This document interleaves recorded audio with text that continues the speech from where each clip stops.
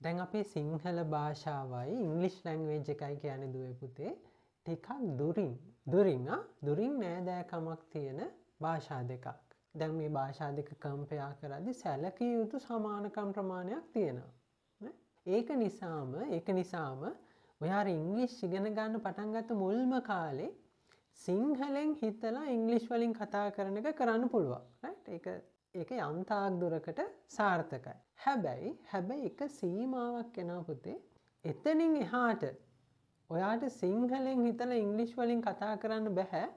මොකද sentence structure එක වෙනස්. රයිට්? දැන් සිංහල භාෂාවේ ඒ ඔයා හිතපු අදහස කියන්න පාවිච්චි කරන සෙන්ටෙන්ස් ස්ට්‍රක්චර් එකට වඩා හාත්පසින් වෙනස් ඉංග්‍රීසි වලින් ඒ ඔයාට කියා ගන්න ඕන අදහස කියන්න අපි පාවිච්චි කරන ස්ට්‍රක්චර් එක. පැහැදිලිද? ඔයා ඉංග්‍රීසි ඉගෙන ගන්න පටන් අරගෙන එක සීමාවකට ආවට පස්සේ තමයි මේ ප්‍රශ්නෙට මුහුණ දෙන්න වෙන්නේ.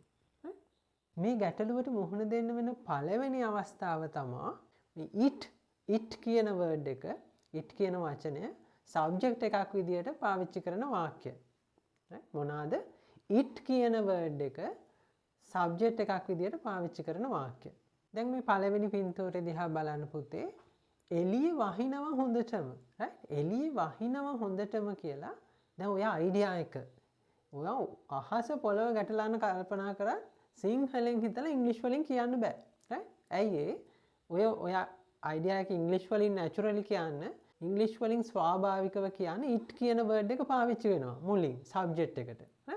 දැන් ඔය දෙවෙනි පින්තූරේ දිහා බලන්න ඒකත් එහෙම. රයිට්? දැන් තව කිලෝමීටර් 5යි තියෙන දුර.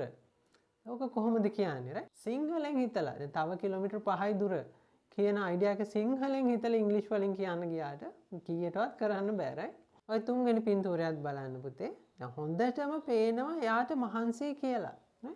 හොඳටම පේනවා එයාට මහන්සි කියලා. කොහොමද ඔය අයිඩියා එක කියන්නේ ඉංග්‍රීසි වලින්? ඒකත් දැන් හොඳටම පේනවා කියන අයිඩියා එකත් සිංහලෙන් හිතලා ඉංග්‍රීසි වලින් කියන්න ගියොත් කීයටවත් කරන්න බෑ. it කියන සබ්ජෙක්ට් එක යූස් වෙනවා. මේ අදහසෙත් සබ්ජෙක්ට් එක විදියට.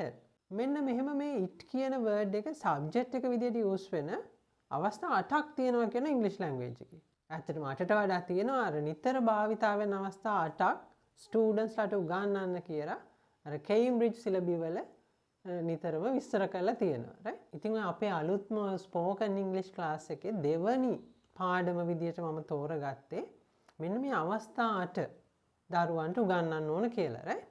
ඒකට හේතුව තමයි මේ වගේ පාඩමක් මම දෙවන පාඩම විදියට තෝරගන්න හේතුව තමයි මම විශ්වාස කරනවා අර සිංහලෙන් හිතන්න පුරුදු වෙලා තියෙන දරුවෙක් ඉංග්‍රීසි වලින් හිතන ඉංග්‍රීසි වලින් කතා කරන්න හුරු කරන්න හොඳම අවස්ථාව තමයි මෙන්න මේ it කියන වර්ඩ් එක සබ්ජෙක්ට් එකක් විදියට පාවිච්චි වෙන sentences කියලා. මොකද අර දරුවට වෙන ඔප්ෂන් එකක් නැහැ. රයිට්? සිංහලෙන් හිතලා කොහොමදවත් ඉංග්‍රීසි වලින් ඕවා කියන්න බෑ. රයිට්?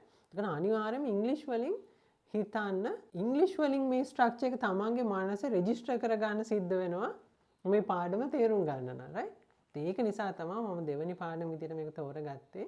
ඉතින් දුවල පුතාලා හැමෝටම මම ආරාධනා කරනවා අපි ලස්සනට හෑන්ඩ් පික් කරපු ශ්‍රී ලංකාවේ දරුවෝ වෙනුවෙන්ම තෝරගත්ත ටොපික්ස් 25කින් හදපු ලස්සන ක්ලාස් එකක් හදලා තියෙනවා. අර ශ්‍රී ලංකාවේ දරුවෝ නිතරම හිර වෙන, නිතරම වරද්දන ඇඩ්වාන්ස් ලෙසන්ස් 25ක් තෝරලා අපි ලස්සන කෝස් එකක් හදලා තියෙනවා. ඉතින් දුවල පුතාලා හැමෝටම මම ආරාධනා කරනවා srilankaenglish.com/spoken කියන අපේ වෙබ් අඩවියට ගිහිල්ලා අපි ස්පෝකන් ඉංග්‍රීසි ක්ලාස් එකට ඔයාත් ජොයින් වෙන්න කියලා. ඕකේ.